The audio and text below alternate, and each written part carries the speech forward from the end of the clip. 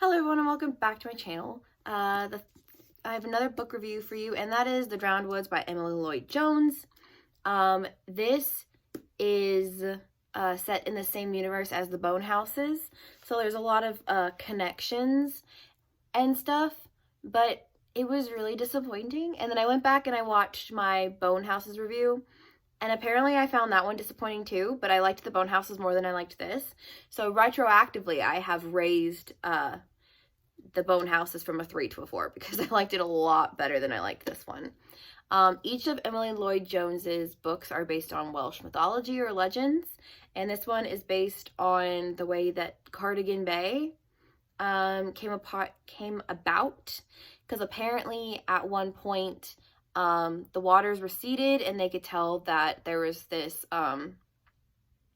like underwater forest, hence the Drowned Woods.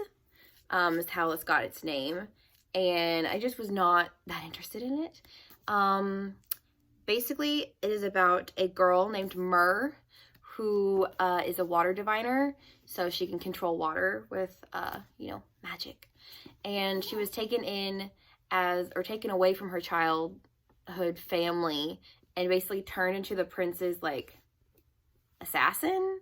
Like, she was raised by his spy master, and so she sees him as a father figure, and he comes to find her after them being separated for a couple years, and he's like, hey, I know how to stop the prince. We gotta go to this magic island, and we're gonna steal all the treasure, and that's gonna steal his wealth, and we can basically take the prince down for everything he's done to you. And she's like, okay, I'm on board. So it starts out as a heist, which is not my brand of book. I did like The Gilded Wolves, and that was a sort of a heist book. I liked that, but I think it's because it was longer and the characters were more developed.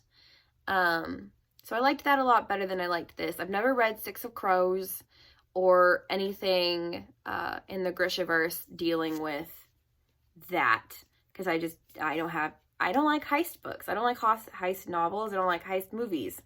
It's just not one of my preferences. So it starts out as a heist novel. So they go and grab the Thieves Guild, their heir, who Myrrh has a background with, because Myrrh is bisexual. So she had a thing with the Thieves Guild's heir. And then we have this new character named Fane, who has death magic, basically, because his family was killed by 7 assassins or whatever, and so he goes to the other folk, which I'm guessing is kind of like the Fae in this world, and he's like, hey, I want revenge on these people. And so they're like, okay, you have to serve us 7 years because there's 7, and you have to give us 7 lives, or we owe you 7 lives. So, which comes into play later. So he is death magic, basically. And then they have this guy named Griff, who is only on this mission for one reason, which I'll get to. And then we have Emmerich, who is a scholar, and he's going along basically as a consultant. So he knows about the other folks' tricks and stuff like that.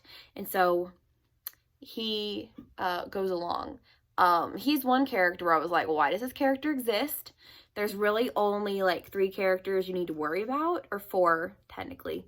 The Spy Master, Myrrh, Fane, and the Thieves Guild's heir, which I cannot remember her name now, and I feel really stupid, but I can't remember her name. So there's only 4 characters you need to worry about. Griff, might as well not even be there, because he is the son of some people who were killed due to Myrrh being able to point out where wells are. So the prince went and poisoned the wells and killed a bunch of villagers, innocent villagers. So Griff's there because he wants revenge on Myrrh for what she did. And the Spy Master is there to basically guarantee that Myrrh dies for Griff.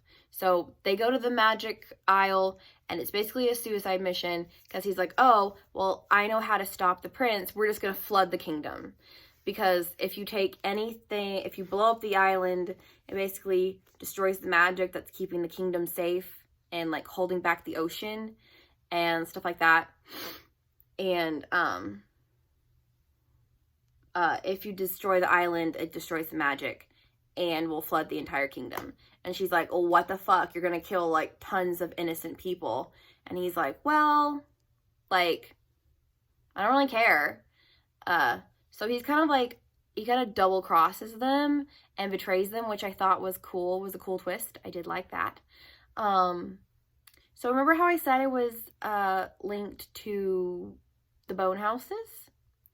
Yeah, you don't find out until like the very end, because at the very end, Myr basically sacrifices her life to save everybody in the kingdom and basically hold the ocean back so they can evacuate as many people as possible, so less people end up dying.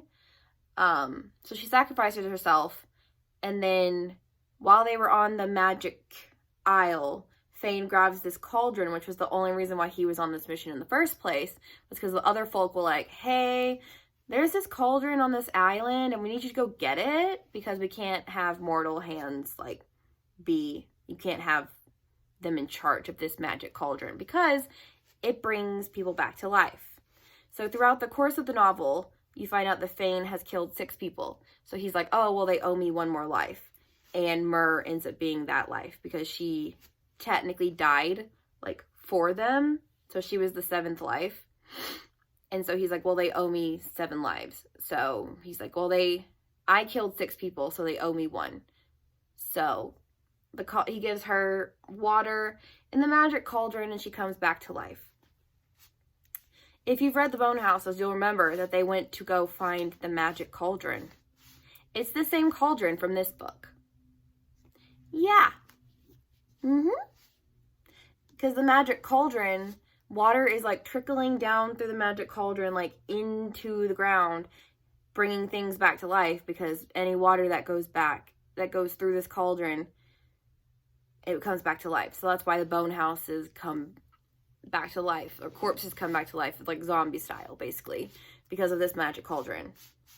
And then at the end, you find out that Myr and Fane are like, well, we kind of don't want to live here anymore. We just want to go start our life in the country. And so they go and find this village who needs a gravedigger. And Aderin, in the Bone House is a gravedigger. So it's highly implied that Ren is a descendant of Fane and Myr from the Drowned Woods. So I thought that was really interesting. Someone said on Goodreads that that's the only reason they bumped their rating from a 3 to a 4 was because of that ending, and they're like, oh my god, they're connected. Whereas, like, I did the total opposite. I retroactively raised my Bone Houses score from a 3 to a 4 because I'm like, I like the Bone Houses a lot more. So this was really disappointing. I think I would have rather just reread the Bone Houses. But I will keep this on my shelves because it matches my Bone Houses edition with the white and gold, which I think my Bone Houses book is white and gold too, if I remember correctly.